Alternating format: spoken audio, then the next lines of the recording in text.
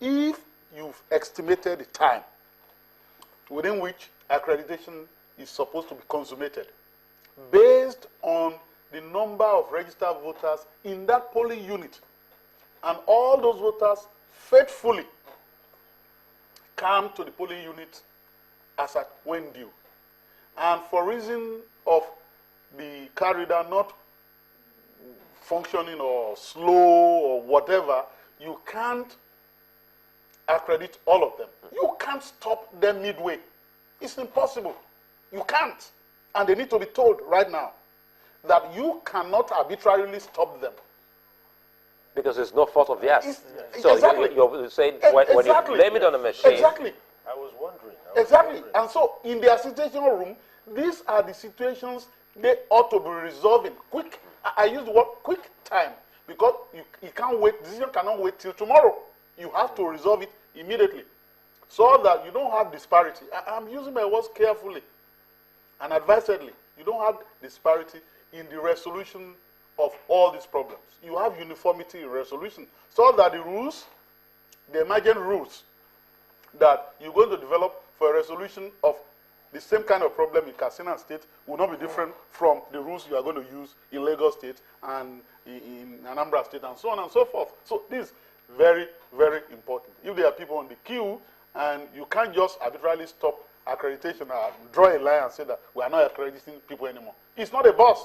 In which case you say that the bus is filled up now. You go home.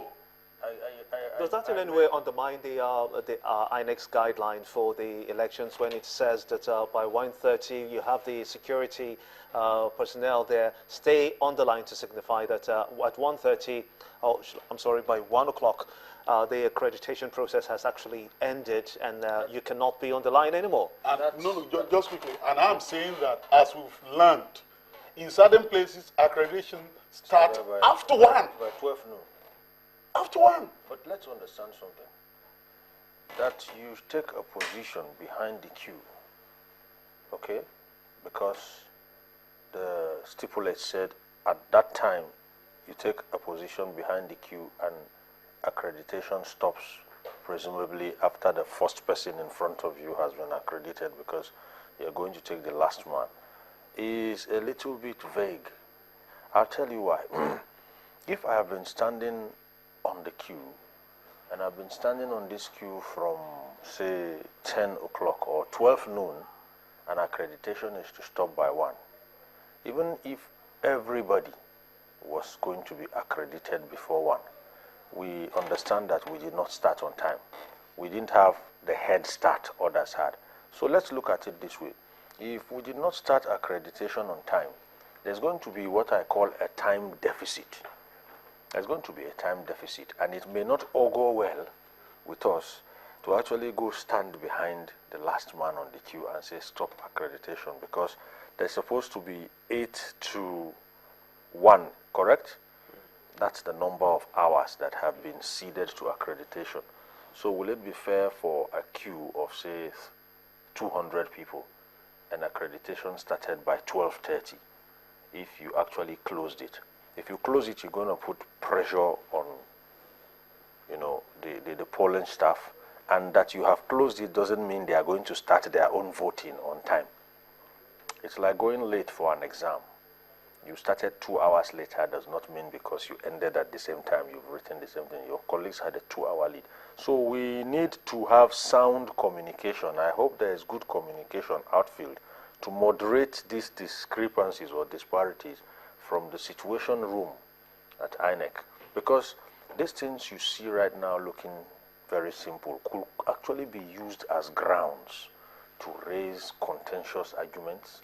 They could actually be exploited by people to say, no, we will not identify with anything that is coming from here because the playing field wasn't level and all these things. So we shouldn't actually start unconsciously creating the ingredients that will add up to what we are avoiding, which is, insecure or volatile situations during this process. Yeah. These things should be addressed fairly. So people cannot come in by 12 noon through no fault of theirs. The INEC staff, it doesn't add up. It doesn't add up.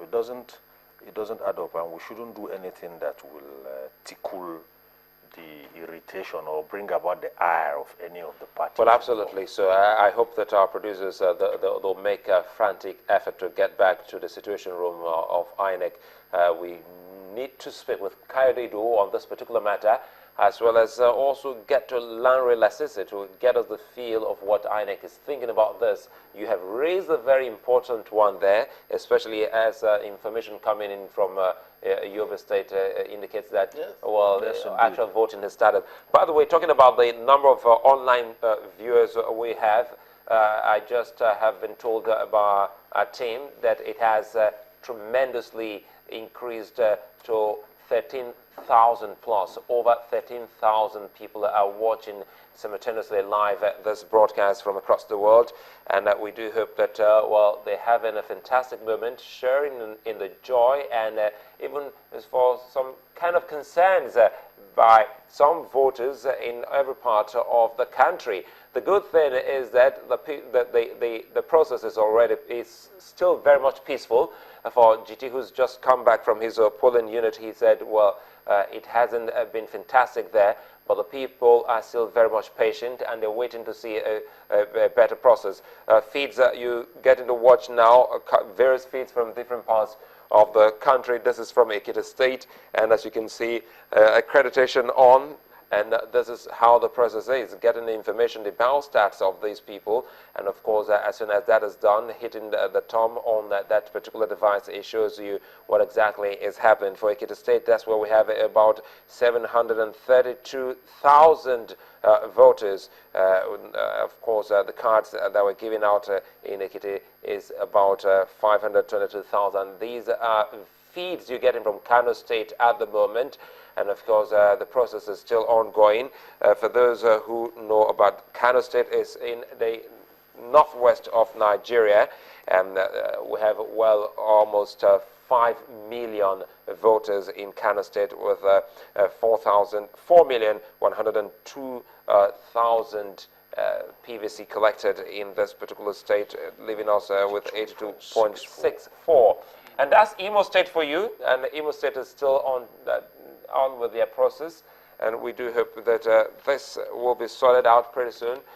Feeds coming in. Imo State is from the southeast of Nigeria, just about 1.9 million voters there, with 1.7 million cards collected. That's a representation of 94.7% for voters in this particular place. Well, with this bus, I know this must be Lagos. Aha! Ikeja, the yellow bus, right.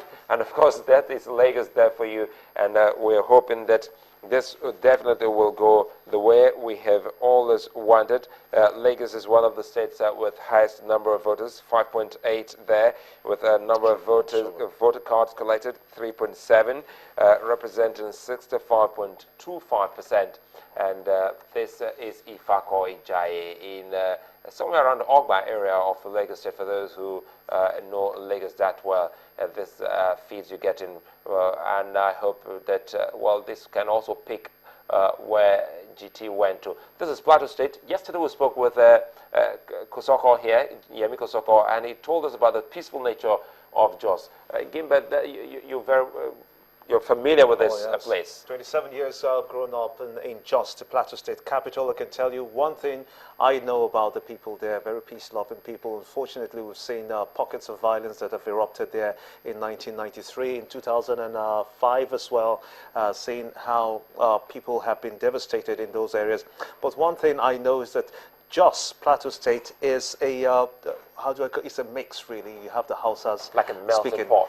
It is. As a matter of fact, you have the houses that are speaking, you have the indigent Birom, as well as the Fulanis and the Angasawas living in that place, making it a very complex mix at the moment. But also areas that we are looking at, talking about Yenshanu Rada, Yenshanu Nasarawa Gom, and places like in the central town, Murtala Muhammad Way, and also going a little out of just the city center to Bukuru area, as well as to Riyom. and then to Barikin Ladi. Those are areas where I feel that we should have a good progression